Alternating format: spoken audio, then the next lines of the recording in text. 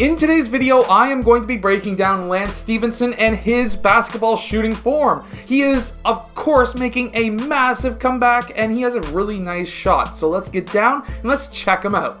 So first, I just really want to break down his actual setup for this shot because his setup was actually fantastic. Okay, so when setting up this shot, watch what he does. His body is pretty much standing straight up. He is no longer in attack mode. He's not in a lower state where he would be, of course, more looking to attack. And of course, we can see the change in the defender as well, because right here, he's standing straight up and his defender is also standing pretty well straight up and on his heels. That is death to a defender. And what Lance Stephenson's able to do is change his height of his dribble as well as his height of his shoulders to be able to do a quick sidestep away from that defender. And he's able to then, of course, go towards the left side, which automatically gets your right side in line with the basket. See, one thing that so many players do not know is the fact that if you go the opposite way as to the arm you shoot with, that arm is going to be in line with the rim. That's a big secret that James Harden and Steph Curry all do. So let's really break down his shooting form. Now, something that we see with this sidestep as well as many other shots that he has taken is that his shoulders are actually in line with his hips that are actually in line with his heels.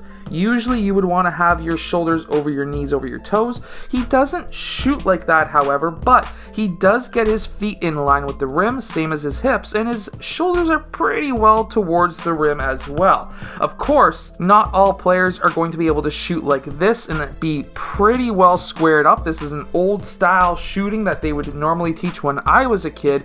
However, he's still able to get that shoulder and elbow in line with the rim, and that ball basically at the set point to the right of his forehead, which then allows at least half that ball to be pretty well over top of his shoulder, which allows the whole shot to be in line. He also has a very high release, which has his elbow above his head, and he has a somewhat hard style release.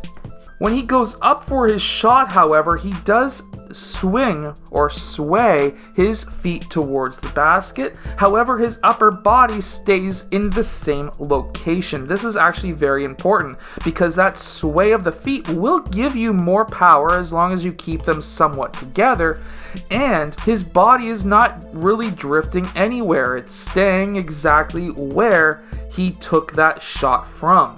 We can also see that he gets a ton of rotation on that ball, and you generally want to have at least 2.5 or more rotations on that ball. The reason for that is because now when you get that shot hitting the rim, for example here it doesn't, but if it was to hit the rim, it would have a higher likelihood of bouncing straight up and hopefully straight down into the net. We kind of seen that in the Kawhi Leonard shot where it just basically bounced everywhere and finally dropped in. And the really impressive thing is when he jumps towards his right side, he's able to do a nice jump stop, and here we can see that his shoulders are over top of his toes pretty well, but his knees are still pretty well forward. He doesn't exactly have a consistent jump shot, however, he does have good energy transfer between his hop and into his shot. So what we do see is that he is a two-motion shooter. He does freeze at his forehead. That does take away a lot of his power, but he does sway his feet forward like I was mentioning,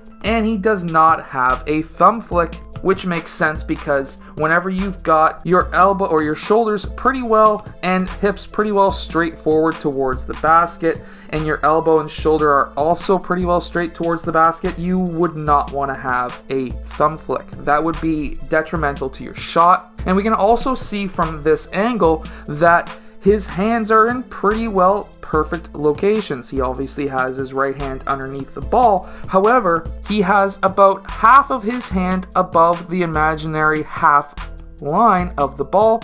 You generally don't have too much of your hand underneath or over top. At 50%, you're pretty well there. You also don't want to have your hand at the back of the ball, or else that will give you a thumb flick, and you really don't want to have that.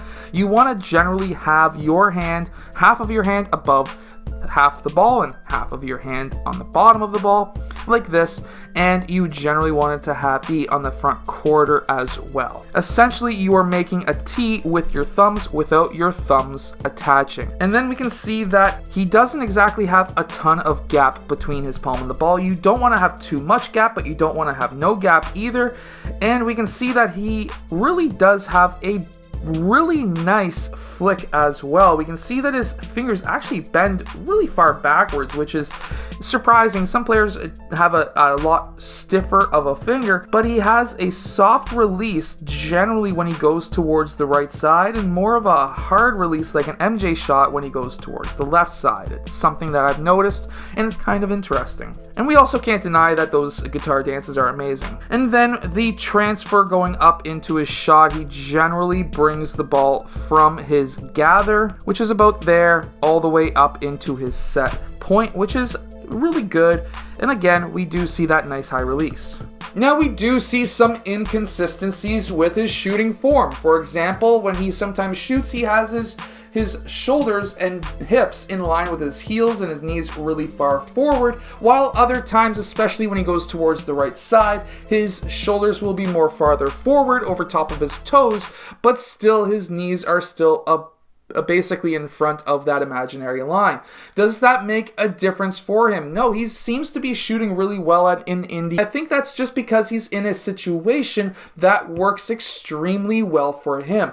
This is actually a very good case study as to what I always say, which is every player needs to find a situation that works for them. Not everyone's situation is going to be different.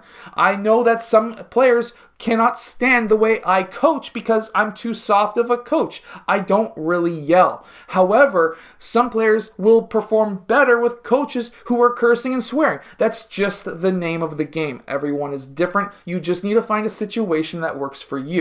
I hope that you've enjoyed today's video. If you have, hit that like button, subscribe, and I'll see you guys again next time.